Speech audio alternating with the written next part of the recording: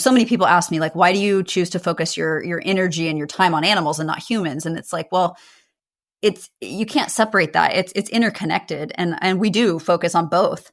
And I think the more empathy we can teach the younger generation to have for animals in the natural world, the more they naturally have empathy for other humans as well, which has never been more important. Hey, I'm Danielle Hanosh, and you're entering a world gone good.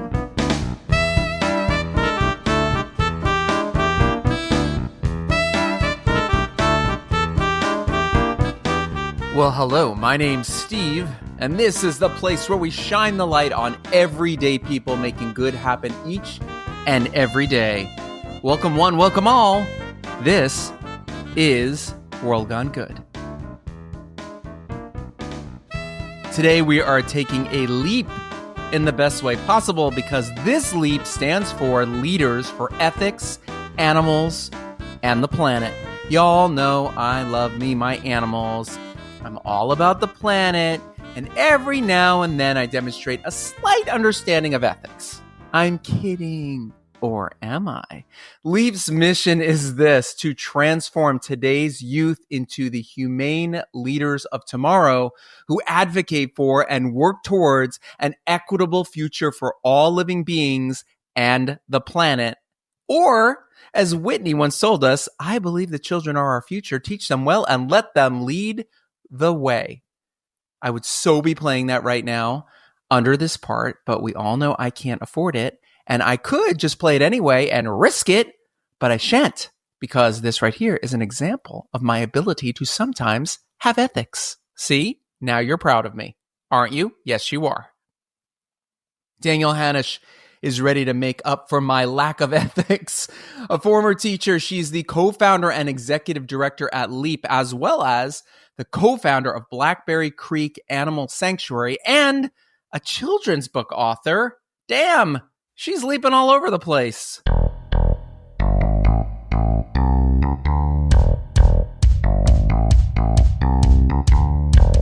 Here comes Danielle Hanosh to share the good of LEAP.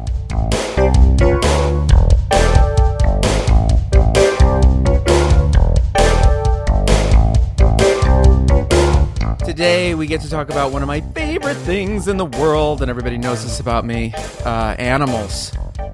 Damn, I love animals. So my guest today, Danielle, we're going to start here.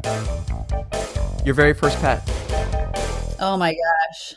A cat, actually. 2 cats. I wanted a kitten. I was obsessed with the movie Homeward Bound as a kid and really wanted a kitten. And my mom rescued a pair of kittens that were abandoned in a field through a rescue organization. And of course, named one Sassy after the cat on Homeward Bound. And the other one was Slippers. And they were my first pets. I think I was about 8 years old.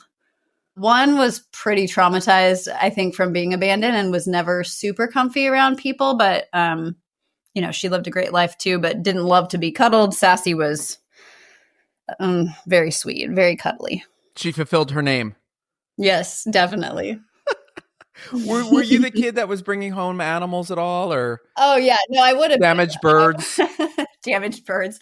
More so as an adult. I think we always did have dogs and cats growing up, but animals kind of seem to find me as an adult. I am the person who has had pigeons walk in front of my car and just stop and need a ride to the wildlife rehab center, and rescued a tortoise that was wandering our neighborhood and ended up under my garbage can. Of course, I named him Oscar after Oscar the Grouch. So they kind of found me, and then, things just spiraled from there. What do you think that's about? Do you think that's like a magnetic thing? Do you think that's a soul thing, or?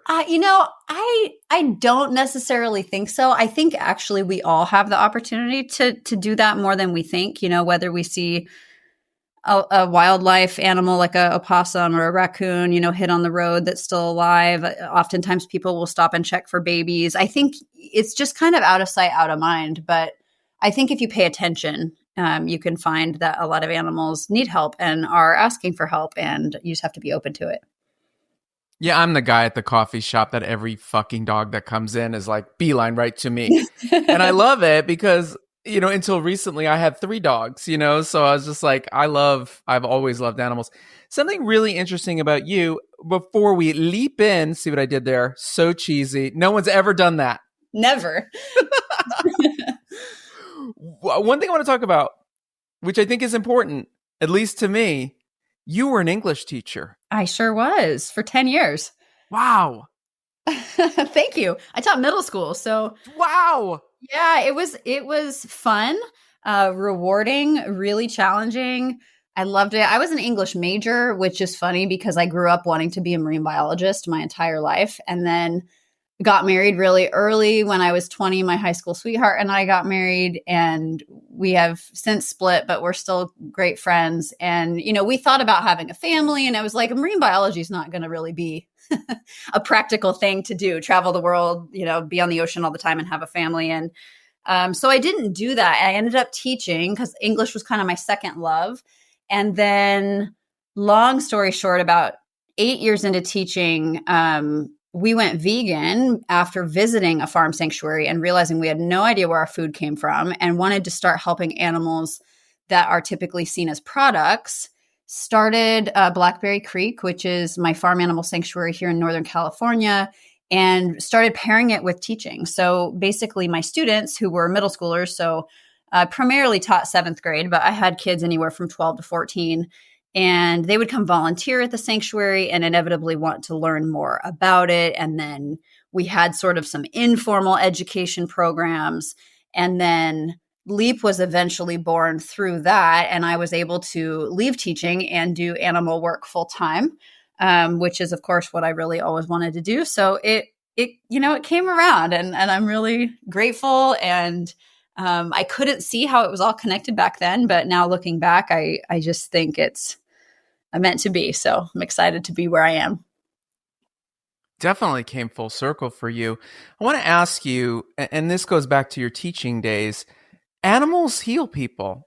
Your students, especially at that age, that is such don't even get me started about my 7th and 8th grade. That's a hard time. It's a hard time. And your hormones are going crazy and your brain cells are not catching up, fluctuating. And right. Yeah.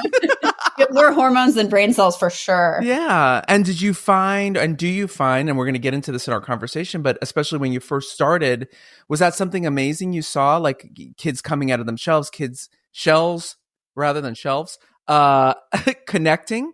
Yeah, it really was. And, I knew that it would be a great thing, but to have kids connect with animals. And I think for a kid that grew up in the suburbs who loved nature, and I would, camping was like my favorite thing that I would get to do every year. I think so many kids just don't get to be outdoors enough and don't even realize how much they love it.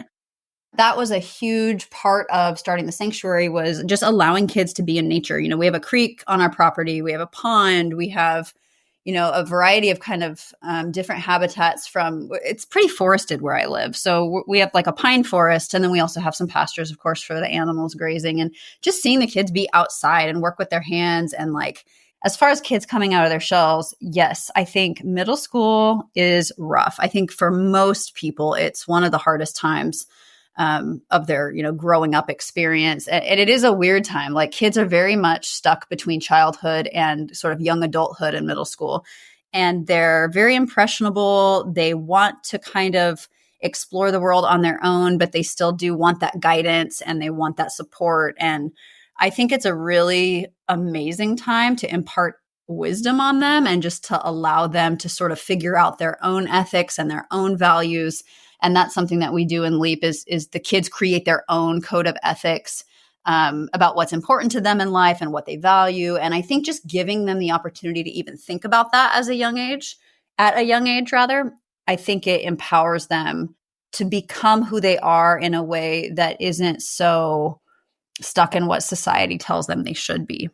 And for kids that are more shy, or I did have quite a few kids that were in the foster care system or that had been through some sort of trauma, whether it be, emotional or physical.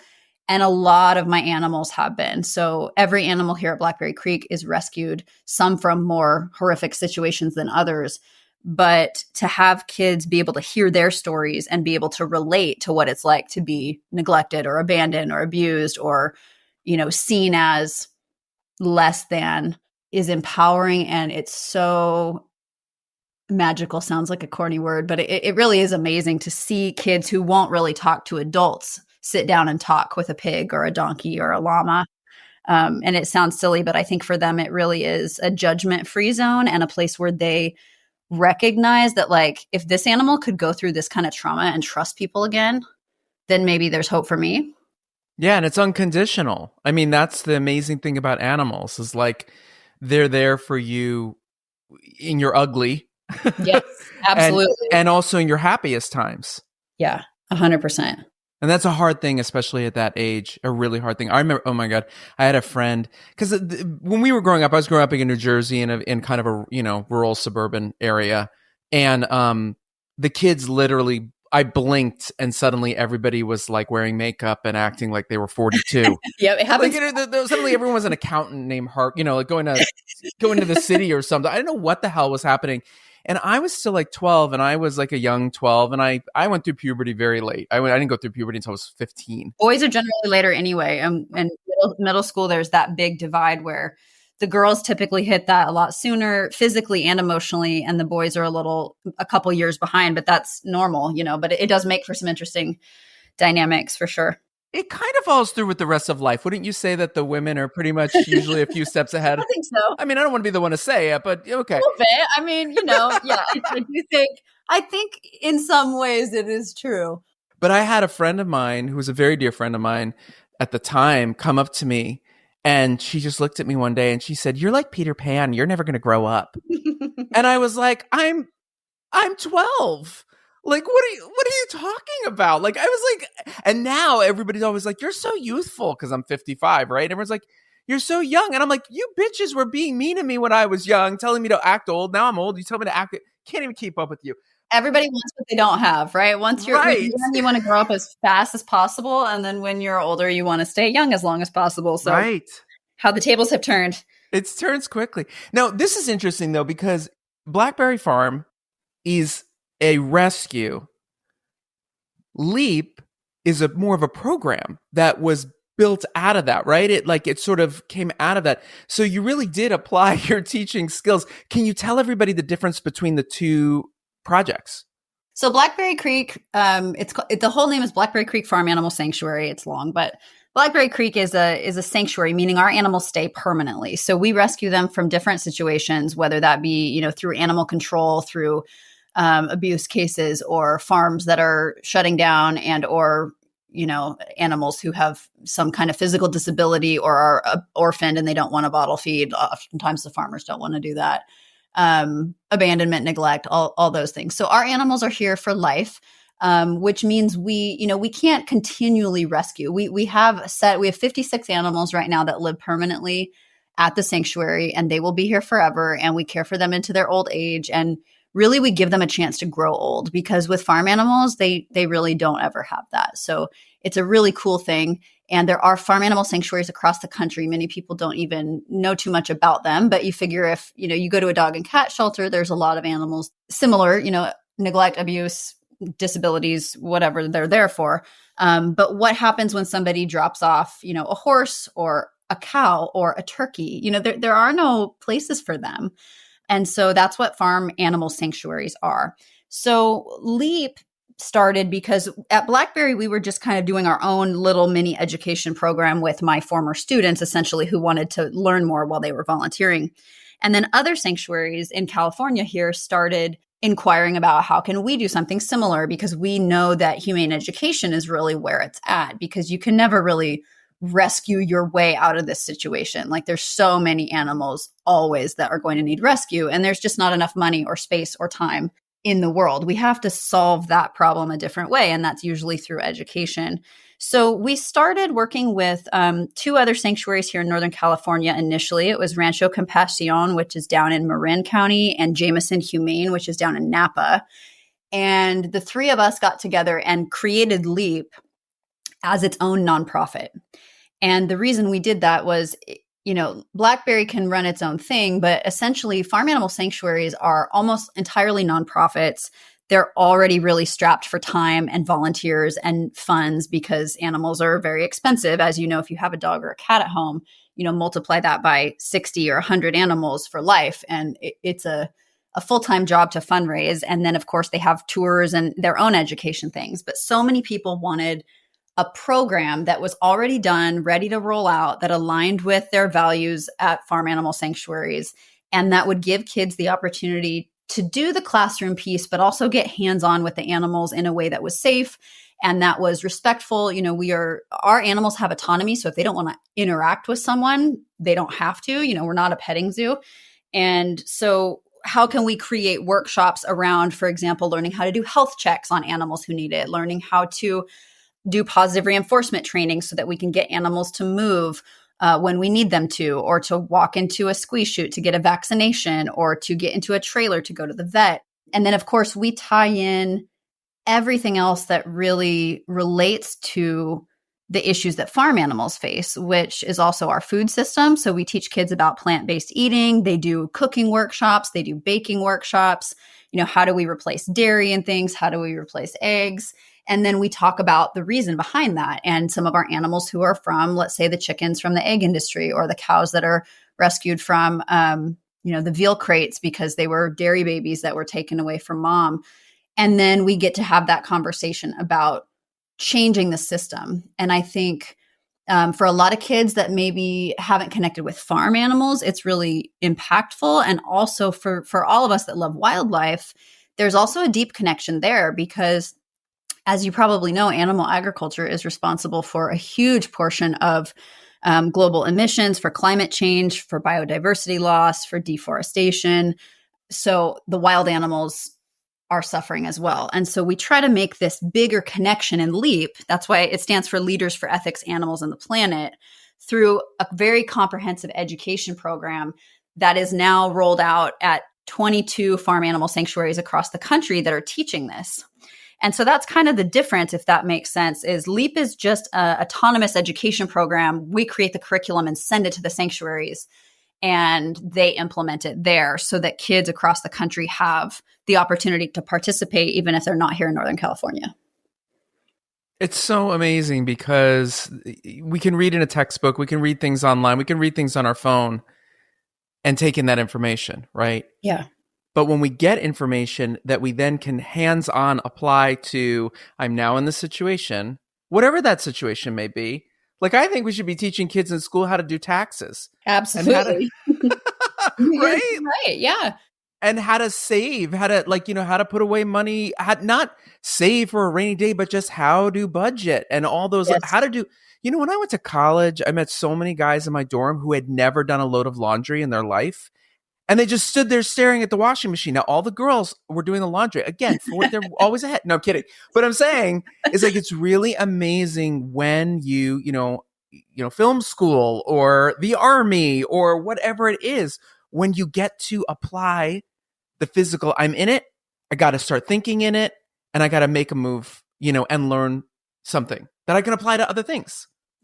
Absolutely. Yeah. The practical skills are huge. And part of LEAP, part of the classroom portion is we do a lot of leadership type training. They do public speaking seminars, and we make it fun. We play games where they have to practice public speaking in a low stakes environment. The animals are great for that because, a pig's not going to judge you if you stutter over your words.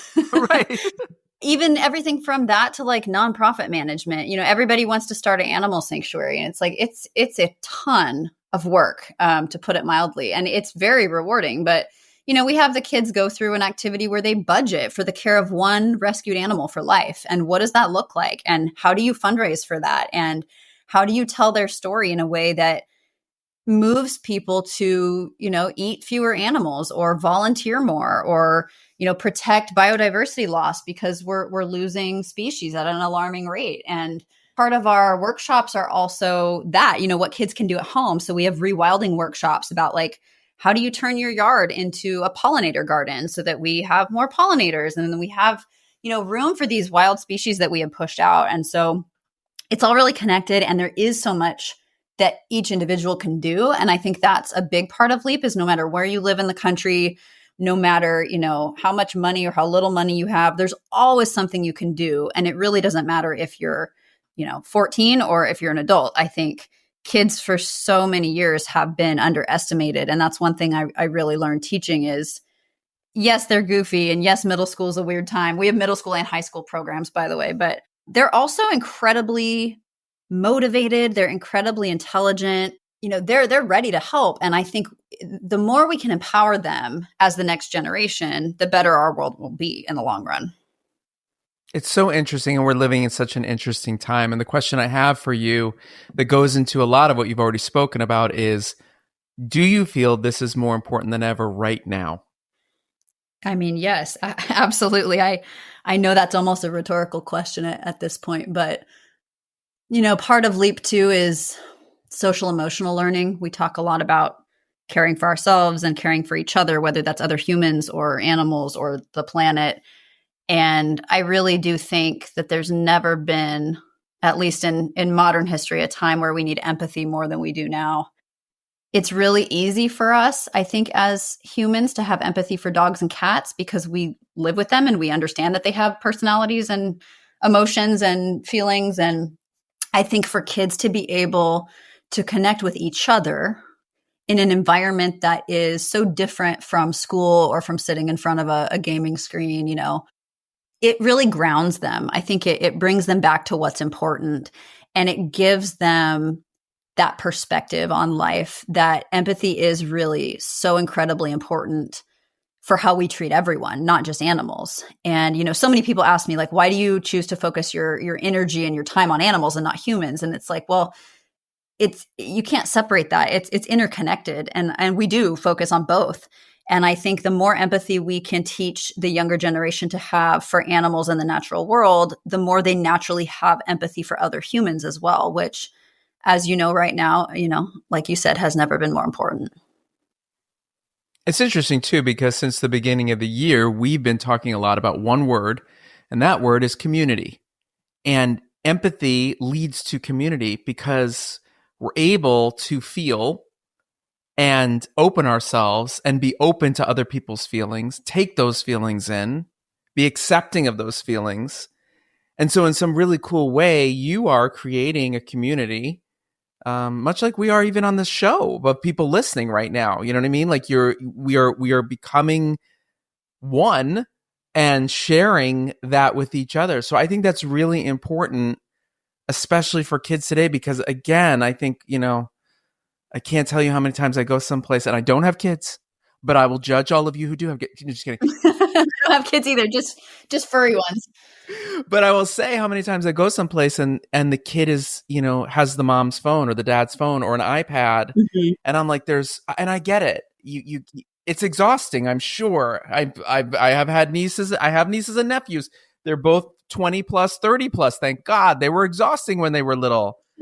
But I think that there is something that, when, that an experience that leads to empathy, that leads to community. And I think that is something that you're building. And is that something you're trying to form? I don't want to say knowingly, you realize you're creating that, or is it just something that happens? Yeah. I mean, both. I think, to speak to your point, I think adults need community more than ever. I started doing, in the last couple of years, I've started having the chance to travel more and getting more into the wildlife conservation space, learning more about that. I've gone on a couple trips with the SOSA, which is the Save Our Species Alliance. And I've met so many incredible people through that are, these are adults who are choosing to spend their time and their vacation time and money to go around the world and learn about conservation. And it's like finding that little community in the world, whatever that is for you. It's so important for adults too. And that's something that I think we miss, that, I'm not a parent, but I was a teacher for a long time, and adults are so burned out. It's like, it's no wonder we are handing phones to the kids, because adults themselves are not spending enough time with each other in nature, taking time for themselves, slowing down. I think all of it is so interconnected. And what's cool about LEAP is, yes, we are intentionally creating a community of the students, right? So we're primarily high school at this point. We just launched a middle school program this spring. But, we call them leapers, the kids, and the leapers go through their high school program. And then when they're done with that, many of them stay on volunteering at the sanctuary. We also have opportunities where we're connecting them with other organizations for internships when they finish. And our goal is that they do stay connected, as they go through college and adulthood, and that they become the next generation of leaders in many different areas, not just farm animal welfare, but hopefully that, but there's so many things we cover. And I think another really unexpected way we created some community is the kids have a friends and family day at the end of every year. So LEAP runs through a school year. It's September through May-ish, usually, sometimes first week of June.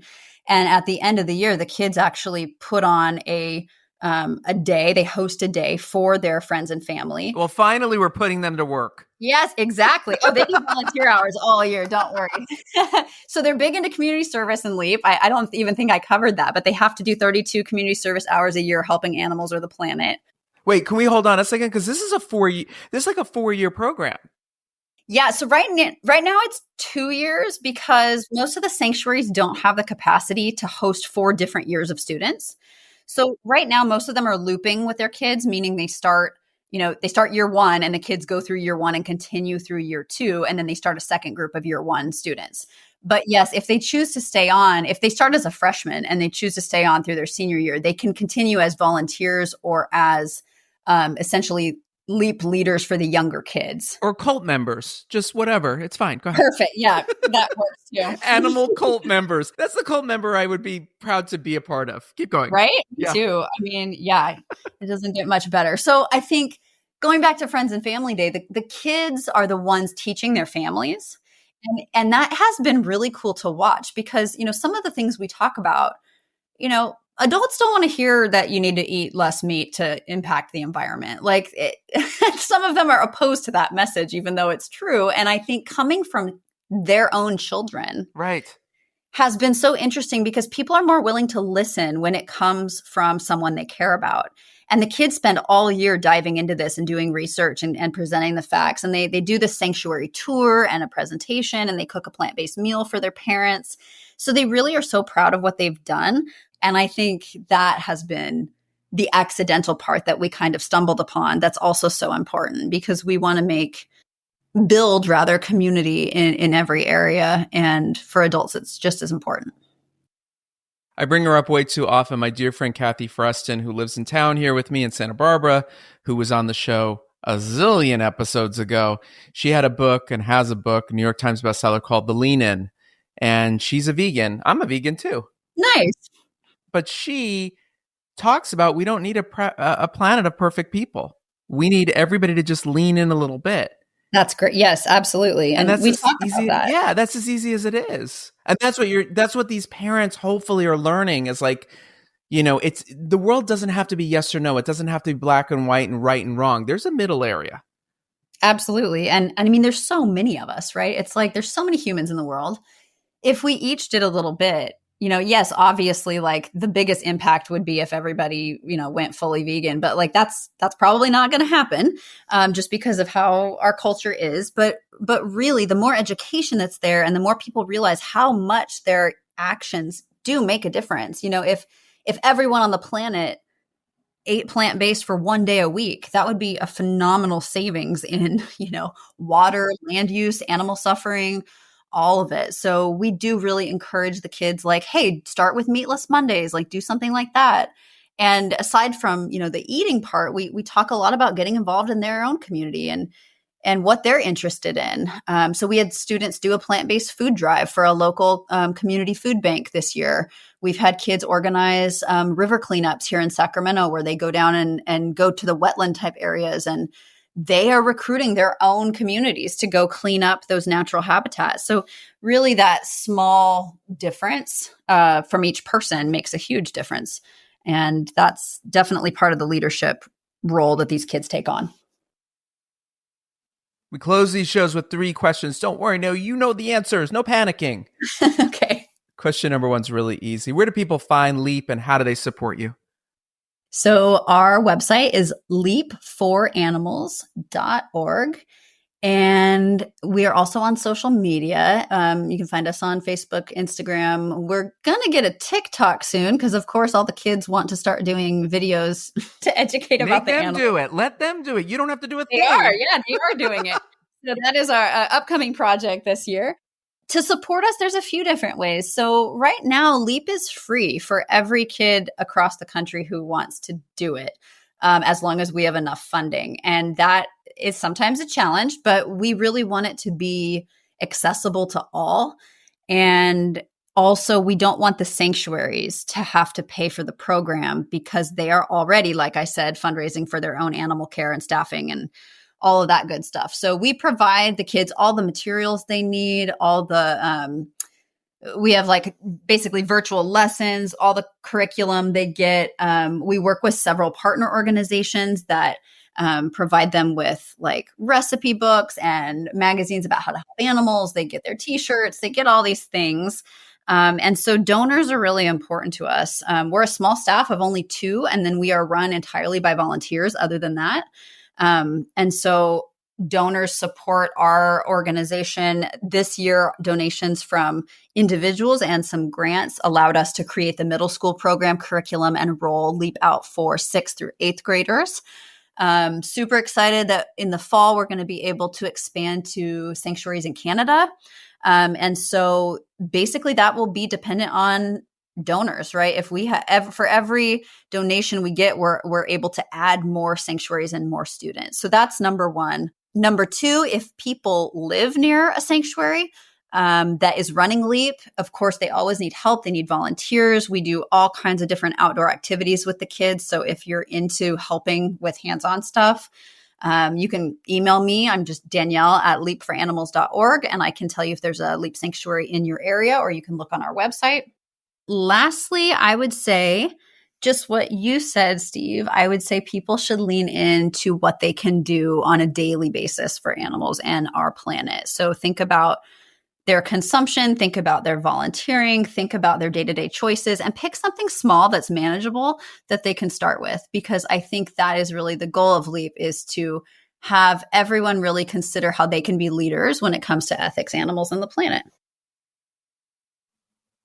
The last 2 questions go back to anything you want to already talked about with me or anything you want to say. Question number 1 is this: who inspires you? Oh man, there's so many. Gosh, I'm going to say, and I got to meet him once, but James Cromwell. I'm not sure if you know who he is. Oh, I know exactly who that is. Know James. So James Cromwell, yeah, he's an animal rights activist. If you know him from movies, and he's in a whole bunch of movies. Mm-hmm. I probably remember him best from when I was a kid, and he was in the movie Babe, which of course I loved. I got to meet him at a turkey rescue at a slaughterhouse in Utah, where 100 turkeys were essentially pardoned by the company for Thanksgiving. And he was just as kind as you would think he would be. We have a pig named Cromwell after him, that's a whole other long story about our fight for equitable veterinary care for farmed animals, which might have to be another podcast. But I love that he is, technically retired. He doesn't have to work anymore, but, he is dedicating his life to advocating for non-human animals. And he does it in a way that it's subtle, but it's empowering. And I just love him. So I hope that, when I'm in my 80s, I'm still doing all of the good work on behalf of animals. And the final question is not a question. It is a statement to finish. You can finish it any way you like. It can be about anything in the world. It goes like this: tell me something good. Oh, so many good things. All right, here's a really good one. So I had a steer named McFarland. McFarland was a Scottish Highland cow, and McFarland just passed away at the age of 22, and that is incredible. He had a beautiful long life, and while that may seem like a sad thing that he's gone, this is what we hope for every animal. Can you imagine every animal in the world get to live a life where they are loved and cared for and pass away in their sleep of old age?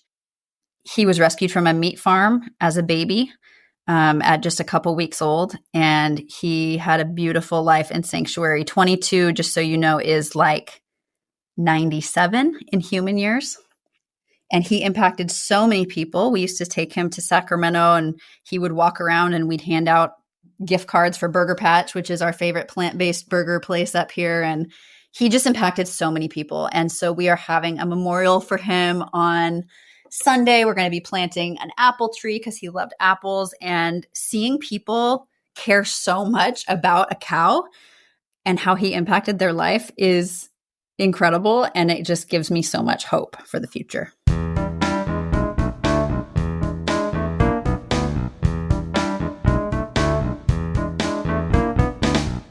Thank you, Danielle, for sharing all the good LEAP has to offer.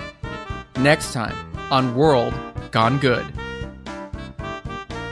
How do we begin to cultivate a sense of belonging to ourselves? Like, we deserve to be in the world, as we are. And then how do we selectively begin to unmask? Meaning, I don't think there's one authentic version of us. I think we all have multiple sides, and no side is a lie. But how do we be more choiceful about what parts of us we show to other people? Peter Goddard envisions a world where lives, organizations, and communities are transformed and made more joyful by queer magic. He is a queer leadership coach who nurtures people to thrive in life and leadership, and he does so through the Social Identity Coaching Lab, which he co-created.